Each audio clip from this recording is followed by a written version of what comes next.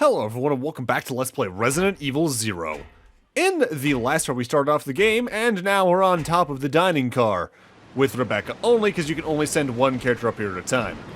You can send either of the two characters up here, but I prefer to send Rebecca up here as I think Billy is better suited for the stuff I'm going to be having him do than if you swapped the roles. But there's nothing stopping you from doing it the opposite way around. There's a gaping hole in the roof. It's too dangerous to get any closer. Okay, sure. Our goal is that sparking, because we need to hit a switch effectively in order to get some doors opened across the train. The power cable's been disconnected. Reconnect the cable? Absolutely.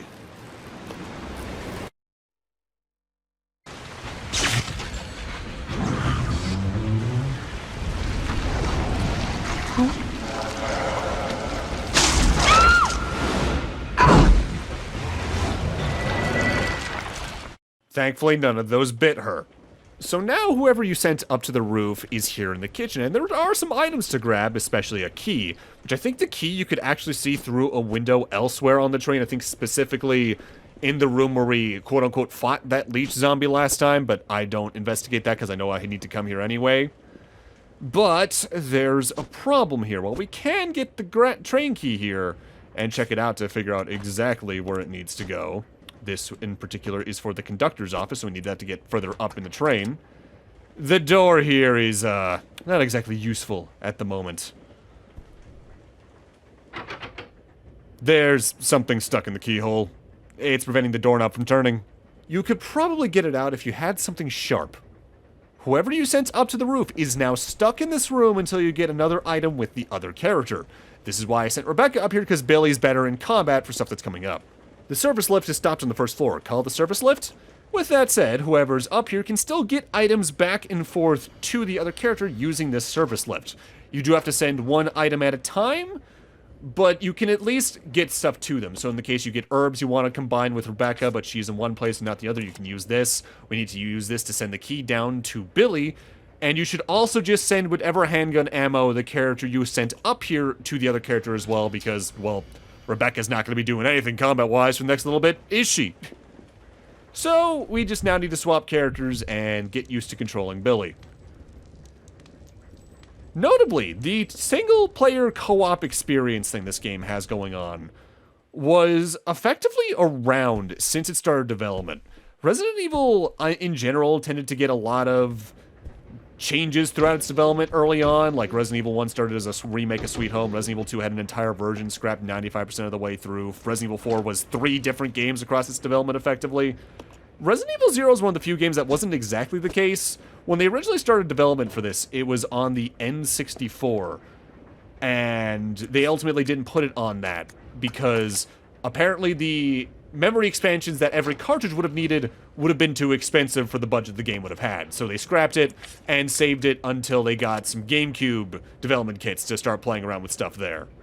And even though that version never saw the light of day through the little footage we have of it on top of some developer reviews, the 2 playable characters at once was a thing even in the N64 release, as the faster load times of the N64 would have made it much more possible than it would have been on the PlayStation 1. Albeit, according to the few people who actively played the prototypes of the N64 release, which I believe are some people at GameSpot back in like 2000, that still led to the game having some pretty meaty slowdown at times because of how much it was keeping track of at once, which, that doesn't surprise me. The game probably would have also run at like 20 frames a second, potentially even sub-Ocarina of Time levels with that. By the way, if you're thinking, wow, sending these items back and forth seems very tedious, you're right. That is the best word to describe this game's item management due to a mechanic I'll talk more about when I first show it off. And it's the reason why this is ultimately my least favorite classic-styled Resident Evil, even with the things I don't like about Code Veronica's level design. Now that we've sent items from Rebecca down to Billy, then back up to Rebecca, then back down to Billy, we can progress on. I did actively combine the green herbs, and in most other classic Resident Evils, I would usually store an excess green herb to later combine with the red herb to triple its efficacy. But due to this game's inventory system, as well as what's around here on the Ecliptic Express, it's better for me to just combine those two greens to have the one inventory slot that does good healing, on top of knowing what's coming up ahead for Billy here. Those zombies spawn in at this point, you can just run past them on the first run, no problem. Until we have to come back to that room later on, they can potentially cause some issues. Also, just to mention it, by and large, the little manual they gave us at the end of the last part that described the differences between Rebecca and Billy covered most of the differences outright, but another one they didn't is that Rebecca and Billy both have a chance for their random handgun bullets to just decapitate your average zombie and kill them instantly. Billy's chances are inherently higher than Rebecca's, though, so it's a little bit like Chris and Jill in a remake, to my memory as well. Also, we have a knife. I don't use the knife too often, but it's good enough against early game zombies. Also, just to talk about the differences to the HD version outright the GameCube version has. For one thing, the HD version has the ability to play the game in either 4:3 or 16:9, and to my memory of looking things up, they actively had to do a lot of retouching for the visuals because of that. Rebecca's face, in particular, if you look at her HD model versus her GameCube model, it's more detailed, but it feels like they put more makeup on her in a way that feels kind of weird that I can't quite parse into words, so oh well. Additionally, there's also more costume options, and you have them available up front, if memory serves, with an additional suitcase item that both characters have on the menu. Because in terms of unique items, Rebecca has the chemical mixing kit that'll come in handy in plot, whereas Billy has a lighter. Note from the conductor. The key card for the driver's compartment is in my bag as always, but I need the other guy's key to open the damn thing too. But it looks like I've lost it somewhere. If it was a normal key, someone would be sure to turn it in, but this key's different. I'll look for it too, but if you happen to find it, please hand it in. Thanks in advance. Keep that in mind for later. Right there, by the way, we got a red herb, which means we can triple the efficacy of any given green herb, but Billy can't combine herbs, so that's a little bit out of luck there. This here's a briefcase. This is our main key item for the train section, more or less. We need to figure out how to open it. So I am picking up the items, sort of. I am highlighting them, but then selecting no. Notably, you can also use items off the ground like herbs in this one. But you may have noticed while I was doing all the inventory management earlier, there's a new button in the inventory in this one. The leave button, like I'm about to leave this knife. Appropriately to its title, Resident Evil 0 has 0 item boxes. Inventory management is picking things up or marking them on the map by investigating them, or leaving things out of your inventory until you need them again. This means you might want to drop items in very particular places along the way in order to figure out the best route, or just at least a singular central place so you know where all your items are. The co-op mentality with the two characters, I don't mind. I think that's actually really neat. In some ways, it's a precursor to Resident Evil 5 onwards. This inventory mechanic is the reason this is my least favorite classic Resident Evil. I hate the lack of item boxes in this game. It's so annoying to me to get around with.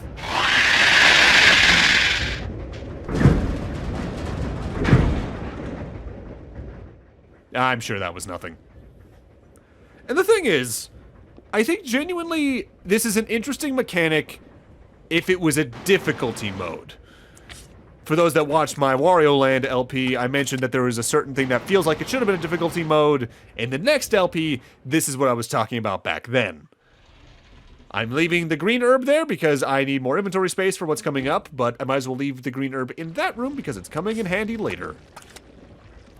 So we are here for two distinct reasons. For one thing, down here on this little cart, we have an ice pick. That looks like something sufficiently sharp, so maybe that'll help Rebecca get out of that room. But also, room 101 here has some other items for us, namely some handgun ammo, but you might notice something a little bit new as well. That looks like a box of shotgun shells, and that's a first aid spray. If you look on the very center bottom of the screen, you can see what looks to be the barrels of something that looks relatively high in damage. Hello, baby. This is the hunting gun. Usual Resident Evil shotgun stuff applies. High power, high spread, so you need to be up close to get the best out of it, but it can be used to even one-hit kill a bunch of zombies in the case you get a lot in front of you at once. But notably, this isn't just a shotgun, this is a hunting gun, so it's a hunting rifle. I think. I'm not big on guns. But the big thing is, it can only hold 2 shells, whereas the average Resident Evil shotgun stores somewhere between 7 to 9, usually, depending on what it is. So it is a little limited. And there is a reason for that, but it is stronger than the average shotgun in the series as well to compensate for that. So if you remember to just go into your menu regularly to reload, it's not too bad. I do have preferences for other weapons on the whole, though. And I left that bag back there for a reason. Well, remember that sound we heard in this room a moment ago? It wasn't just nothing.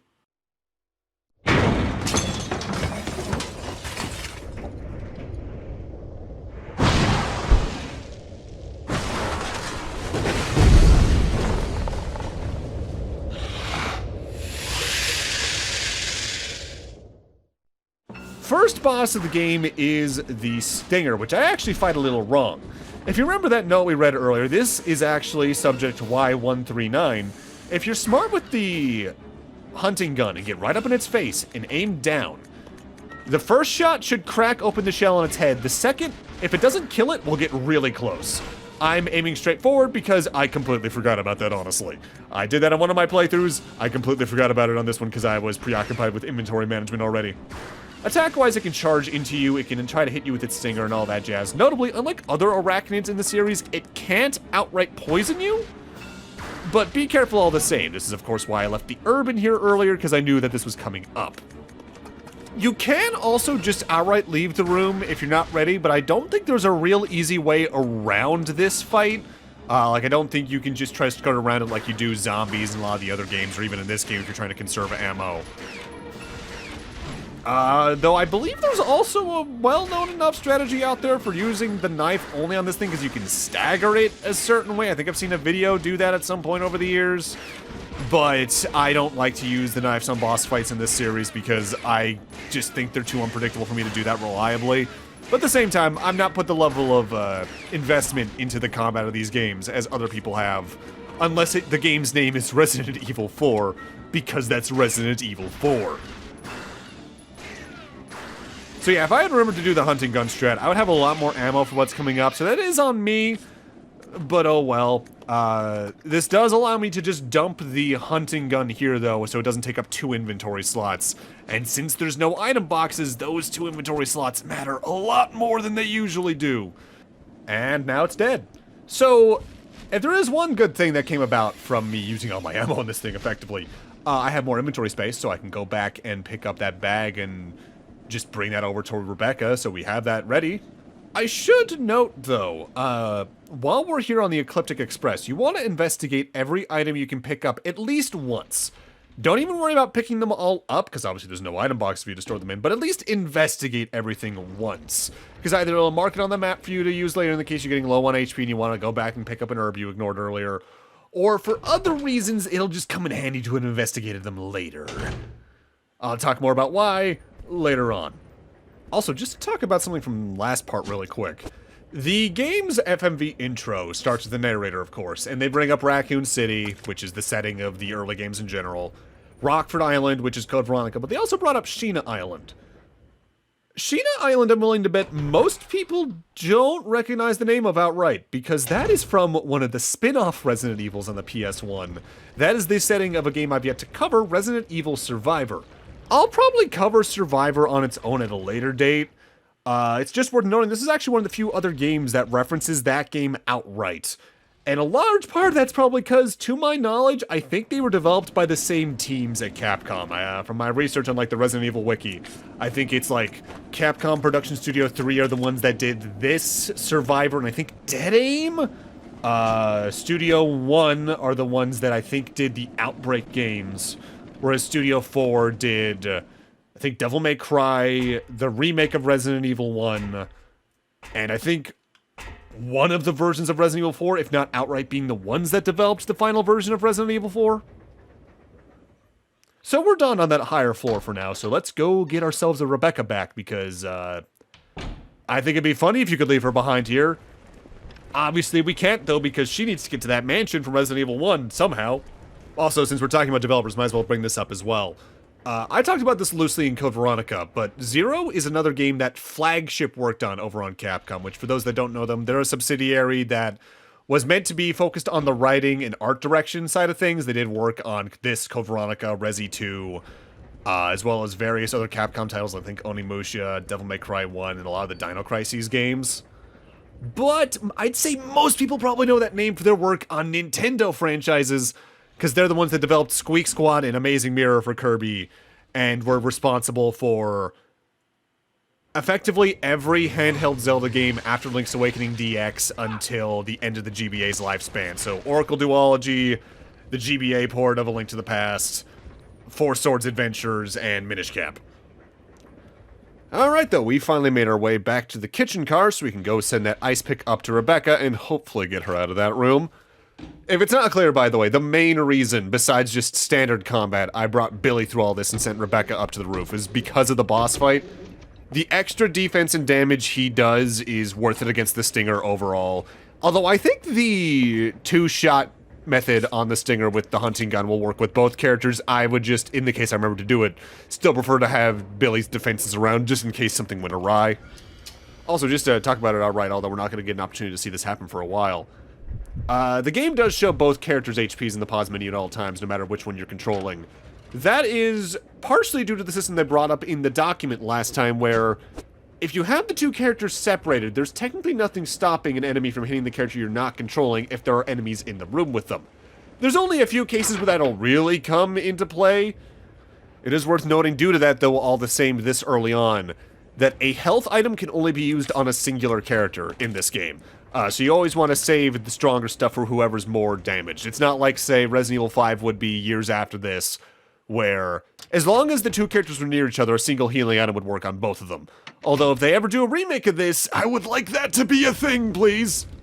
Alright, we got Rebecca out of here. We're back in the room where we first saw that leech zombie. There's some zombies on fire in here. Don't bother with them. There's nothing you need to do down there ever again. So we can reunite the two and move on from there.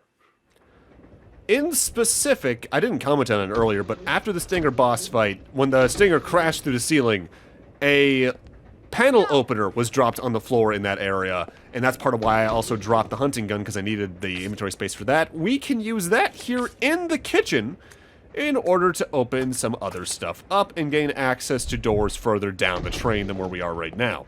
In particular, use it right here. There's an access panel here. You need some kind of tool to open it. Well, we have just the thing. Worth noting, from memory, I think you can only send one character through the crawl space at a time. But it doesn't matter who you send through if that is the case, because they'll reunite really quickly. I'm sending Billy through on this playthrough because, for one thing, I just sent Rebecca through the roof on her own, so let's give Billy his own thing. But also, just in case something goes awry, I'd like Billy to be the one up front here. Also, y'all smell that? I smell a jump scare incoming for some reason. Huh.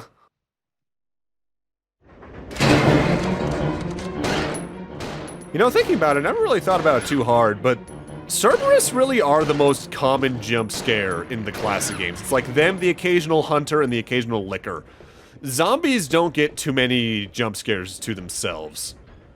In this part of the hold, though, we got ourselves a gold ring here, which is a very important literal key item. We also got ourselves a gas tank. I also recommend investigating the other two things, even if you don't pick them up, just do something else with them later on. Now, the gas tank is a two-part weapon, technically. I forget if we've seen any up to this point, but if you combine that with any bottles you find, you get Molotov cocktails. For now, though, we got that ring, and if we look at it, it just says it's a ring, but if we take a look at the bag we got earlier, it's got two holes that look like they can fit some kind of round object. I wonder if we combine these two things, if something happens. Yeah. However, there are two holes on that, so we need to find another ring. That's what the document was talking about, I believe, earlier this part. And we're gonna need that in order to get through the area further. Thankfully, the Ecliptic Express isn't that big anyway. Also, don't do what I'm doing right now. Don't immediately head towards the back of the area. This is gonna bring us to the back of the train. We actually needed to investigate the other door first to unlock it.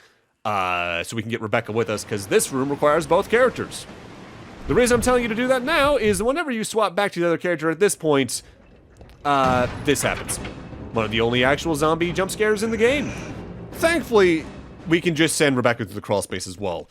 I think I'm remembering right that you can only send one character through at a time, but I might be misremembering that, honestly. Again, Resi 0 is the classic Resi I've played the least because I don't like the main mechanics too much. So if there's things I misremember like that, hey, just correct me in the comments. Drive up engagement, technically, I guess. Might as well also grab the other items while we're here. Nice to have them. The room here at the back of the train serves two purposes. One, towards the end of our time here, but also it's them effectively tutorializing a thing about the two-player character system where, yes, you can split them up and have them do separate things across a given area, but there's still going to be times you're going to want both of them in one place in order to get things done. There's a hand-operated brake here. You'll need a magnetic card to operate it, which we don't have, so can't do the brakes that well yet. But more importantly, there's this. A hook shot's attached to the wall. To use, pull the lever and release the lock. And the lever's all the way over there. So have someone hit the release lever, and then have the other person grab the hook shot here. Preferably, have it be the character that has more inventory spots open at this particular point in time. But hey, I'm not the boss, you do whatever you want technically in that, and you can just drop it and then give it to another character pretty quickly anyway. But also when we pick this up, we get a document. Hookshot Operator's Manual. Warning, this device should only be used when inspecting difficult-to-access car roofs or when connecting special trains. Return to its proper location after use. Instructions. 1. Where to use. There's a ladder outside the small window by the first floor section door of the third carriage. Fire the device so that it hooks high onto the ladder. 2. Using the winch to climb. After securing the hook, use the winch to lift yourself up. This grappling hook can only lift one person at a time. Be aware that the unit may be damaged if lifting more than 80 kilograms. Now, because of this game's two-character setup and them telling you the differences between the character's strength and size and defenses and all that, you might read that and think, okay, that means the smaller Rebecca can probably use that no problem, but Billy might have some catches with it. In fact, several GameFAQs, NeoSeeker, and all sorts of forum boards thought that for a while as well. That is not the case. Both characters can use that with whatever's in their inventory, and weight never becomes an actual issue with it. I still tend to have Rebecca use it, but that's because largely whenever you use it, there's not a lot of combat immediately after that, so her lesser defense doesn't become a problem there. Oh, right, this guy's here. Oh, wow. Hello, frame drop. Now, you might look in the fridge and notice there's a bottle. This is what I was talking about earlier. You can combine this with the gas tank we found as Billy and make a Molotov cocktail, which is very damaging. It even leaves lingering damage on the floor for a little bit. And I'd recommend making a lot of those, but don't use them on normal zombies or even some boss fights. Save those for whenever you find a leech zombie because they're distinctly weak to fire. But with that, I'm going to need to end this off here. And in part 3, we're going to approach the end of the Ecliptic Express before getting into the meat of the game's story. See you guys then.